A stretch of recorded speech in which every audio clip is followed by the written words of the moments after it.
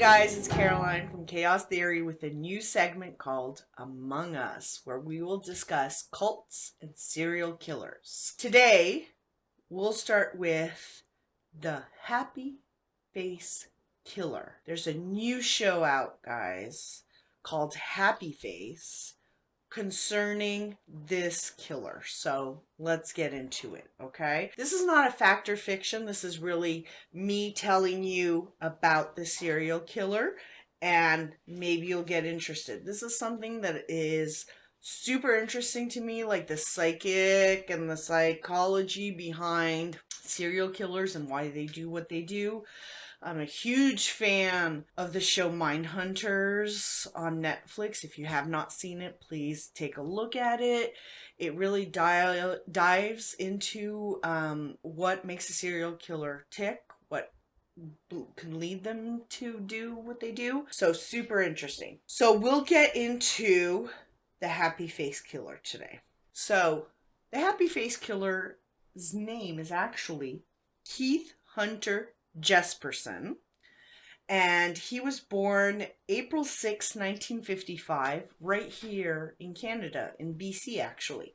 And Keith had a really strange upbringing. Like, he had a violent father, alcoholic, would beat him, would make fun of him, because, guys, when he was arrested in 1995, he was 6 feet 7 inches tall.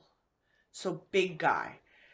He was the middle child of 5. He had brothers that would make fun of him, would call him Igor. Like, he was just tortured as a child. He also did a lot of torturing. He tortured a lot of small animals and things like that. So it's a weird beginning to his life. So Keith Hunter Jesperson gets married in 1975? Yeah, 1975.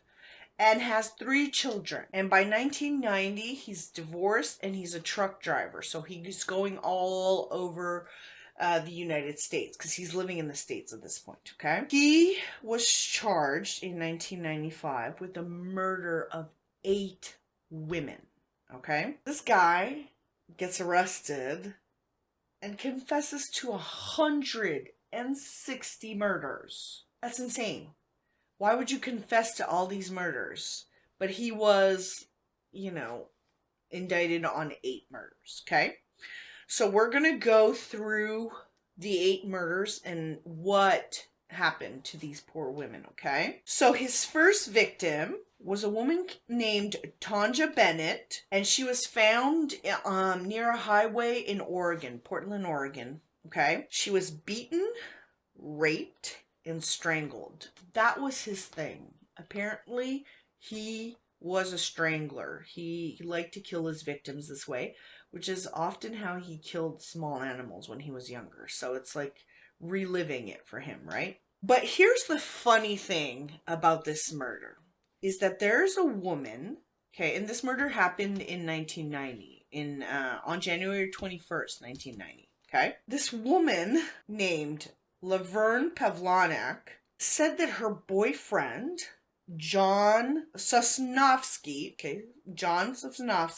she told police, oh, my boyfriend did this murder.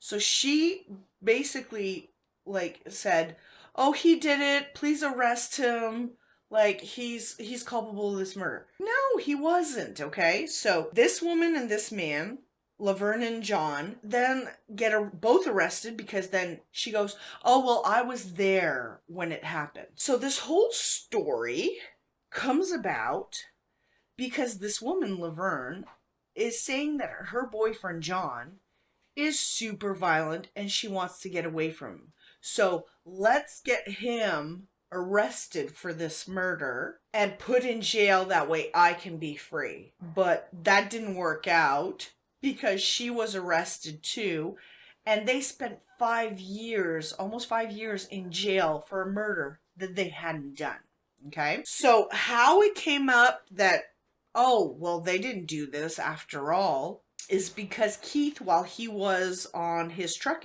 driving and stuff like that, he put a smiley face on a bathroom wall in Montana stating that they had convicted the wrong people for Tanja's murder and claimed the murder as his own. Then he put another message in another truck stop, and then when that didn't work also, he started writing to the press and the authorities these letters stating, "I'm the one who killed her," and every time he would put a smiley face in his messages. So that's why he became the happy face killer. Okay, so that's murder number 1. And like I said, Laverne and John were placed in jail. They were convicted of Tanja Bennett's murder, and they served almost 5 years in jail for something they hadn't done. Okay, so it's a little extreme to kind of tell the police, "Oh, my boyfriend did it," and then you kind of convict yourself too. Like, I don't understand the reasoning behind that. But so that's the first victim. Okay, the second victim happened August 30th, 1992. So 2 years later, which is a long span for a serial killer, okay? The second victim is still known as Jane Doe. We have no clue who this woman is, okay? He refers to her as Claudia. He calls her Claudia when he confessed to all of this. Again, she was raped and strangled in California. Okay. Third victim happens a month after this one. So we're 2 years from Tanja Bennett's murder, but a month from this Jane Doe murder. What happened in those 2 years, right? A little awkward. Third victim is Cynthia Lynn Rose, who was a sex worker and who entered his truck while he slept after he told her no for sexual services. So again, strangled her and killed her. And this was in September 1992, again in California. Okay. Fourth victim is Lori Ann Pentland, and she was a sex worker also who wanted to double her fee, and then he felt like he was getting gypped because he's like, "Why are you charging so much?" And again, he strangles her and he kills her. This is November now, 1992 in Oregon. Okay. Victim number 5, it was Patricia Steeple, who he referred to as Cindy or Carla. Okay, but we found out that it was her, Patricia Steeple. This was in June 1993 in California. This victim was a little different because at first the police thought it was a drug overdose. So they were like, "Oh, no, this is not a murder. This is not related. It's a drug overdose." But Jesperson claimed the murder. So they said, "Okay, well, if you did it, you did it." The 6th victim is Suzanne Klengenberg. I'm sorry if I mess up any names, guys. I really am trying. This was in September 1994 in Florida. And between victim number 5 and number 6, so these 2 victims, many letters were sent to the Oregonian newspaper, again, claiming, "I did these murders. I want you guys to know that this is, here's some details about what happened to these girls." 7th victim, okay, is Angela Soubries, and that was in January of 1995 in Wyoming. What was a little strange about her is that he kept her for a week in his truck, traveling with her, and then decided to attack her. He did something very bad. He tried to remove her face. It's disgusting, okay?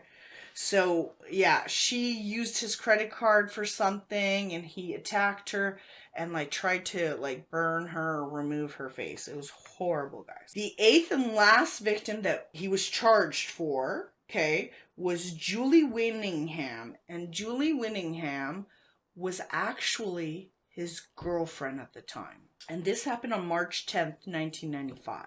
He was arrested on March 30th, 1995 for this murder.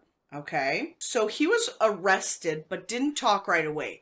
Because he was her boyfriend, they questioned him, but he didn't talk. He just basically, "No, I have nothing to say. I don't know what happened to her, blah, blah, blah." But then they found out more stuff, and he got scared. He really did get spooked. And when he thought he was going to be arrested, he attempted to end his life twice, but unsuccessfully. And then he decided to write a letter to his brother telling him, "Oh, I've killed 8 women." Weird. Like, you're confessing. So they took that letter when he was finally arrested and indicted and said, "Well, we're charging you with these 8 murders." All of this to say, guys, that this poor man had 3 kids, and one of his kids, Melissa, when she found out that her dad was a serial killer, went like, "What happened?" Like, my dad was always this really nice guy who brought us, stuff when he would come back from the road. But then she started remembering stuff from her childhood, and her dad did some pretty sick stuff. Like, Melissa says that she found kittens in their house, and their dad took the kittens and strung them up on a clothesline and tortured them. So Melissa started writing a book and started having a podcast where she talked about being the daughter of a serial killer. And that is what is leading me to talk about it today, because we have this show called Happy Face. And it's a show where it's from her perspective, right? How this loving father that she thought she had could do these horrendous things to these women. And unfortunately, I mean, he's still alive and he's in jail, and he will spend the rest of his life in jail. There's no way he's getting out of there. He has life imprisonment. If you guys like this segment, I will do more. Let's face it, there's a lot of serial killers out there. And it's really just to get you guys interested. There's a lot of documentaries that exist on the Happy Face Killer. So if you guys ever want to look at them, there's some on Netflix, there's some on different platforms. So please look those up. And hey guys, don't forget to like and subscribe our channel. Okay, I'll see you guys later.